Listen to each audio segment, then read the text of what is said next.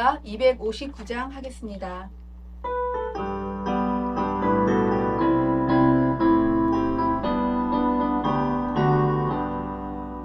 예수 십자가에 흘린 피로써 그대는 씻기어 있는가. 더러운 죄 이게 하는 능력을 그대는 참으지 않은가. 예수의 보혈로 그대는 씻기어 있는가. 마음속에 여러 가지 죄악이 깨끗이 씻기어 있는가. 주 예수와 밤낮으로는 함께 그대는 행동을 하는가. 아무 때나 어디서나 그대는 십자가 붙들고 있는가. 예수의 보혈로 그대는 씻기어 있는가. 마음속에 여러 가지 죄악이 깨끗이 씻기어 있는가.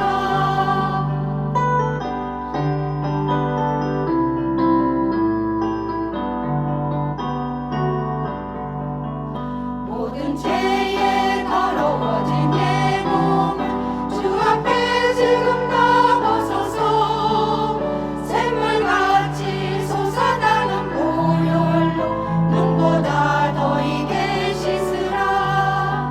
예수의 보혈로 그대는 씻기어 있는가.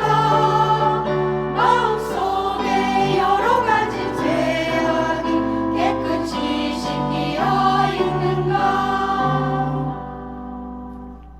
영원한 생명이 되시는 하나님 아버지, 사순절 기간 새벽을 깨워 기도의 자리로 나오게 하심을 감사드립니다.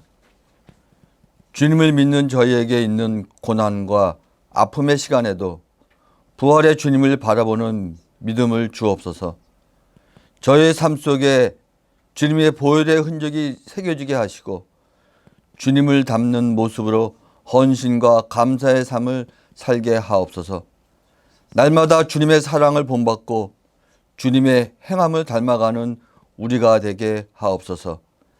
사순절 특별 새벽 기도를 통해 예수님의 고난과 십자가의 사랑을 깊이 묵상하며 기도의 자리에서 예수님을 만나는 은혜의 시간이 되게 하옵소서. 주 달려 죽으신 십자가를 바라보며 세상의 것들을 헛된 줄 알고 버리게 하시고 예수님의 사랑만을 마음에 가득 품게 하옵소서.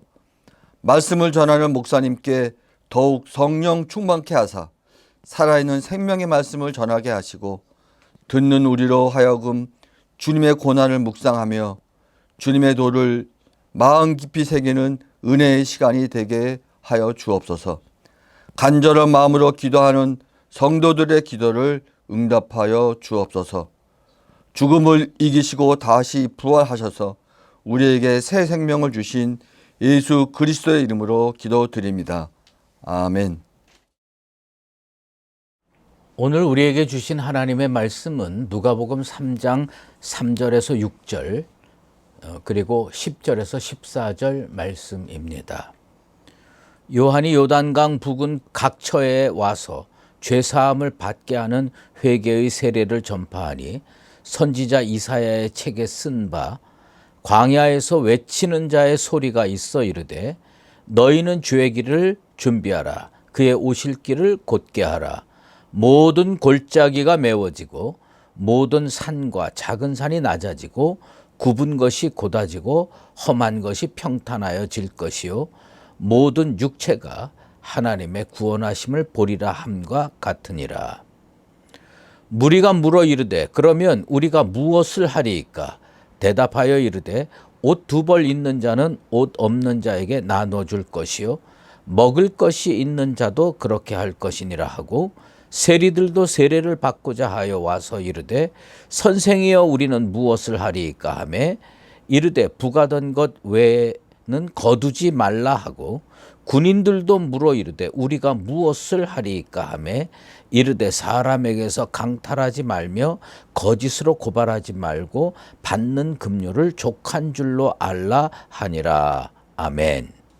하나님의 구원하심을 보리라 라는 제목으로 말씀 증거하도록 하겠습니다. 사순절 영상 특세 예수여 나를 기억하소서라는 주제로 진행되는데 6번째 시간입니다. 예수님께서 공생에 시작하시기 전에 세례 요한은 주의 길을 준비하는 사명을 받고 이 땅에 태어나서 그는 광야로 나가 그 주의 길을 준비하며 살았습니다. 그래서 그의 별명은 광야에서 외치는 자의 소리였습니다. 광야에 사람이 많습니까? 적습니까? 적은 게 아니라 거의 없습니다. 그런 환경에서 과연 외칠 필요가 있을까요? 그런데 내가 사명이 광야에서 외치는 것이면 사람이 있든 없든 그것을 해야 하는 것입니다. 사명자는 여기가 어디냐? 그걸 따지기 이전에 내 사명이 무엇인가를 생각해야 합니다. 사람이 많든지 없든지 듣든지 아니 듣든지 자기에게 주어진 역할을 신실하게 감당하며 사는 것이 사명자의 삶입니다. 하나님은 에스겔 선지자에게 인자야 너는 비록 가시와 찔레와 함께 있으며 전갈 가운데 거주할지라도 그들을 두려워하지 말고 그들이 듣든지 아니 듣든지 너는 내 말로 고할지어다 라고 명령하셨습니다. 전갈 가운데 거할지라도 내 상황이 아무리 악해도 내 사명은 하나님의 말씀을 증거하는 것이면 돌멩이를 맞는 한이 있어도 그것을 해야 하는 것입니다. 주께 사명받은 자는 환경과 대상과 그리고 시기와 사람의 많고 적음과 상관없이 자기에게 주어진 역할을 자기에게 주어진 사명을 다해야 함을 하나님은 에스겔 선지자를 통해서 우리에게 선포하셨습니다. 사명자가 그렇게 자기 사명을 감당할 때 어두운 세상에 빛이 비치게 되고 변화가 일어나 사막에 강이 흐르고 꽃이 피고 열매가 맺게 되는 것입니다. 물론 세례 요한은 주인공이 아닙니다. 주인공은 언제나 예수님입니다. 주인공은 언제나 하나님이십니다. 주인공은 언제나 성령님이십니다. 그러나 놀랍게도 세례 요한은 빛나는 조연이었습니다. 저는 그렇게 생각합니다. 빛나는 조연 아니면 어떠랴? 하나님이 내게 엑스트라로 단역을 맡겨주셔도 우리는 감업한 심정으로 하나님 감사합니다. 나에게 이 일 맡겨주셔서 감사합니다. 주의 길을 준비하는 것만큼 가치 있는 일이 세상에 어디 있습니까? 영국 구경 가보셨습니까? 영국 구경 가보면요. 우리 눈에 보이는 사람은 몇 안 됩니다. 우리 눈에 주인공 멋지게 연기를 합니다. 그런데요. 영국 구경 1시간 전만 가서 앉아 있어 보면요. 그 물건 제자리에 갖다 놓는 사람이 있고요. 그 다음에 라이트 키는 사람이 있고요. 다 그런 엑스트라 단역 그리고 스텝도 얼마나 많은 사람들이 노력해야 한 편의 연극이 이루어지는지 모릅니다. 주의 일을 하매 이름도 없이 빛도 없이 주를 높이는 일이라면 기꺼이 할 수 있는 사명자 나와 여러분 되시기를 주의 이름으로 축원합니다. 세례 요한은 자기에게 주어진 사명 광야에 나가서 하나님 말씀을 선포하며 살았습니다. 그의 선포로 말미암아 그 암흑 시대에 갈 바를 알지 못하던 많은 사람들이 새로운 비전을 보게 되었습니다. 모든 육체가 하나님의 구원하심을 보리라 선포하였습니다. 예수님 오면 모든 육체가 하나님의 구원하심을 보게 될 것이다 선포했습니다. 사람들은 나 같은 죄인도 구원을 받을 수 있구나. 소망이 생겼습니다. 그들에게 빛을 던져줬기 때문입니다. 세례 요한이 광야에서 자기 사명을 감당하고 선포한 말씀, 주의 길을 예비하는 그 작업, 그거 예수님 탄생하기 800년 전에 이미 이사야 선지자를 통해서 예언된 말씀 그대로입니다. 세례 요한의 역할, 예수님의 역할, 그 모든 것이 이사야 선지자의 말씀에 800년 전에 이미 예언됐습니다. 이사야 40장 3절에서 5절 말씀입니다. 오늘 말씀과 틀린 게 하나도 없어요.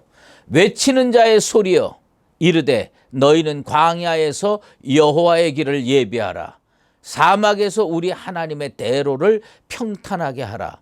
골짜기마다 도두어지며 산마다 언덕마다 낮아지며 고르지 아니한 곳이 평탄하게 되며 험한 곳이 평지가 될 것이요 여호와의 영광이 나타나고 모든 육체가 그것을 함께 보리라. 이는 여호와의 입이 말씀하셨느니라. 그런데 세례 요한이 그렇게 좀 바꿨고요. 누가가 이 성경 말씀을 기록할 때 그 이사야의 예언을 조금 변형시켰습니다. 여호와의 영광이 나타나고 모든 육체가 그것을 함께 보리라. 이 부분을요, 모든 육체가 하나님의 구원하심을 보리라고 고쳐서 기록하였습니다. 왜 그랬을까요? 그 부분을 왜 고쳤을까요? 성경은요, 성경 저자가 하나님으로부터 영감을 받아서 기록한 말씀입니다. 누가복음의 독자는요, 구약 성경을 잘 모르는 이방인이었습니다. 마태복음 같이 구약 성경을 잘 아는 유대인들이었으면 아마 여호와의 영광이 나타나고 모든 육체가 그것을 함께 보리라 그대로 했을 겁니다. 왜요? 너무 친숙한 말씀이거든요. 그런데 이방인은요, 처음 듣는 말씀입니다. 여호와의 영광 잘 모릅니다. 그래서 그들이 이해할 수 있는 표현으로 바꾼 겁니다. 그것이 뭡니까? 모든 육체가 하나님의 구원하심을 보리라. 이렇게 선포했습니다. 그래서 우리는 그 말씀을 새롭게 재해석하고 하나님의 구원하심을 볼 수 있게 되었구나 소망을 갖게 된 것입니다. 며칠 전 그 설 연휴 기간에 그 친척들하고 용류도라는 데서 한 음식점에서 만나기로 했습니다. 사실 저는요, 좀 가기가 싫었습니다. 뭐 쉬는 날 뭐 거기까지 운전하고 가야 되나. 근데 저는 무슨 생각을 했냐면 그 시골에 물론 육지로 다 이제는 연결됐지만 섬에 사람도 몇 명 없을 거고 설 연휴 기간에 뭐 식당이 문인들 제대로 열었을까 생각하고 찾아갔습니다. 그런데 이게 웬일입니까? 가는데요, 그 용류도 진입 도로가요, 꽉 막혔어요. 그렇게 갈 데가 없나 봐요. 설날에 무슨 그 용류도에 왜 이렇게 사람이 많이 찾아갔습니까? 그리고요, 식당에 발 디딜 틈이 없었습니다. 어찌어찌해서 겨우 점심을 먹고 그리고 커피 한잔 하고 헤어지자. 그래서 커피 한잔 마시러 갔어요. 저희를 인도했던 그 친척분이 여기 유명한 데라고 하면서 옛날에 염전이었던데 거기다 대형 창고를 짓고 커피숍을 운영한다고 합니다. 그래서 뭐 그런가 보다 하고 찾아갔어요. 그랬더니 어마어마하게 큰 커피숍인데요. 빈자리가 한 군데도 없는 거예요. 커피를 받아가지고요. 눈치를 보다가 저기 자리 나면요. 쏜살같이 가서 앉아서 하는 거예요. 내가 그때 깨달은 게 있습니다. 사람은 자기가 필요하면 어디든지 찾아가는구나. 네. 여러분, 세례 요한이 요단강 부근에서 말씀 증거했어요. 광야입니다. 거기서 뭘 외쳤어요? 회개하라. 그리고 세례 받으라. 외쳤습니다. 그런데 참 놀라운 일은 갈급한 심령들이 안 올 것 같았는데 그 광야에 찾아와서 말씀 듣고 회개하였다는 사실입니다. 세례 요한이 그 광야로 찾아 나온 무리들을 향해서 회개를 촉구합니다. 강력한 말씀을 선포합니다. 그러니까요, 무리들이 세례 요한에게 질문했고, 세리가 세례 요한에게 질문했고, 군인들이 세례 요한에게 질문합니다. 똑같은 질문합니다. 우리가 무엇을 하리까? 여러분, 회개하려고 작정한 사람, 예수 믿으려고 작정한 사람은요, 핑계대지 않고요, 하나님, 우리가 뭘 해야 좋습니까? 이렇게 질문하게 되어 있습니다. 우리가 무엇을 하리까? 세리들이 우리가 무엇을 하리까? 군인들이 우리가 무엇을 하리까? 세례 요한은 무리들에게 말했습니다. 옷 2벌 있는 자는 1벌 나눠줘라. 세리들에게는 부과된 것 외에 부과하지 말라. 군인들에게는 사람에게서 강탈하지 말고 거짓으로 고발하지 말고 급료를 족한 줄로 알고 살아라. 그렇게 명령했습니다. 한마디로 정리하면 부정부패하지 말고 나눔과 정의를 실천하며 살라는 말씀입니다. 아마도 세례 요한 앞에 나와 말씀 들은 사람은요, 다 공감하고 회개하고 결단했을 겁니다. 그래, 나 부정부패하지 말아야지. 나 정의롭게 살아야지. 나 나누면서 살아야지. 그런데 한 가지 분명히 해야 할 것이 있습니다. 세례 요한은 주의 길을 평탄케 할 사명이 있는 자입니다. 무엇을 해야 할까? 무리들의 질문, 세리와 군인들의 질문에 깨끗하게 사는 것을 강조했습니다. 부정부패하지 말고 정의롭게 살고 나누어주며 살라고 말씀하고 있습니다. 하지만 분명한 것은 인간이 선행이나 공로로 구원 얻지 못한다는 사실입니다. 예수 믿고 구원 얻은 내가 세례 요한의 입장이었다면 나는 어떻게 말씀했을까? 우리가 세례 요한의 입장이었다면 아마 한 걸음 더 나아갔을 겁니다. 주 예수를 믿으라. 그리하면 너와 내 집이 구원을 얻으리라. 영접하는 자, 곧 그 이름을 믿는 자들에게는 하나님의 자녀가 되는 권세를 주셨으니. 우리는요, 우리가 무엇을 해야 할까? 이렇게 질문하는 사람들에게 정의롭게 살아라, 깨끗하게 살아라, 부정부패하지 말고 살아라, 나누어주며 살아라, 그건 다음 말이에요. 우리가 그들에게 전해야 될 하나님의 말씀 뭐냐면 주 예수를 믿으라. 그리하면 너와 내 집이 구원을 얻으리라. 오늘 모든 육체가 하나님의 구원을 보리라. 오늘 저는 여러분에게 한 가지 차이점을 보여주려고 합니다. 구원을 보는 것과 구원을 받는 것은 다릅니다. 하나님의 구원을 보는 것 좋은 일이에요. 그런데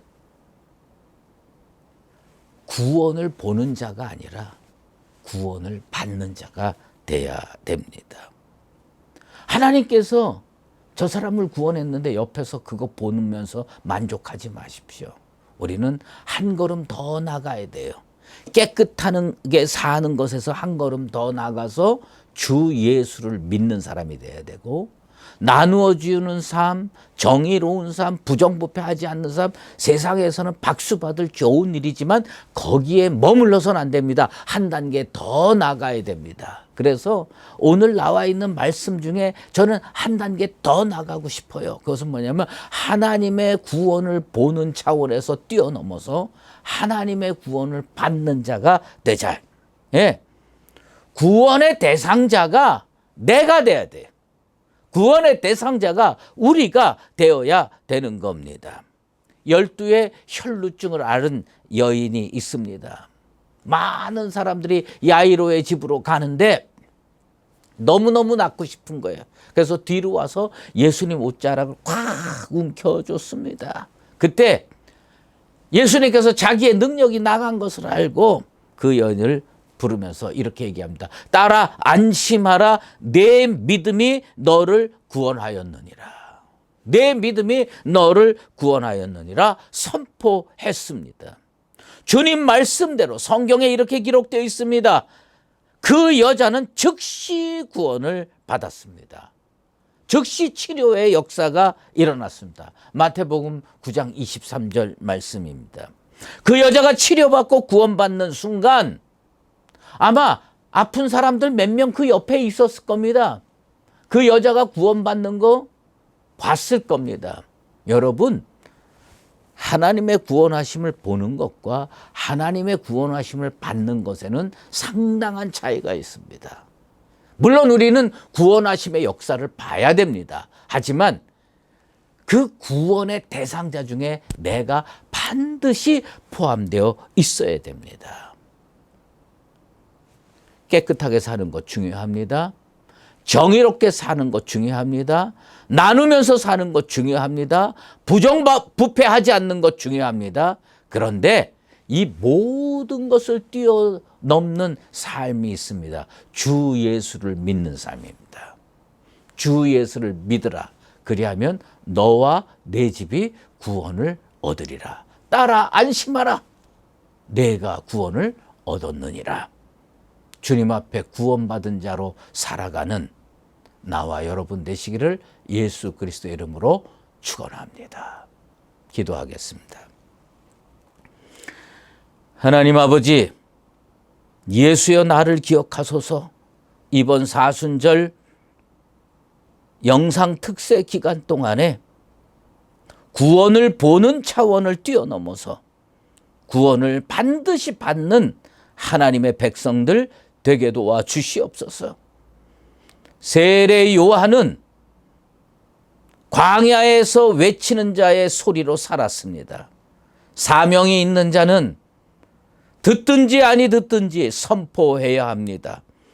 우리도 우리에게 주어진 하나님의 부여하신 사명을 신실하게 충실하게 감당하며 살게 도와 주시옵소서. 세상 사람들이 우리가 전하는 말씀에 우리가 무엇을 해야 할까? 좋은 말 해야 합니다.